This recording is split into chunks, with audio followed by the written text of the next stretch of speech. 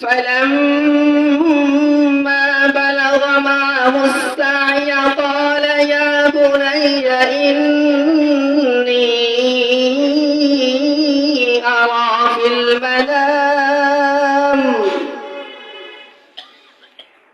إني أرى في المنام أني أذبحك فانظر ماذا ترى. قال يا أبت افعل ما تؤمر ستجدني إن شاء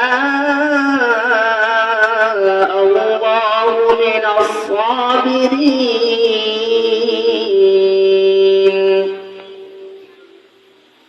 فلما أسلما وتله للجبين وناديناه أن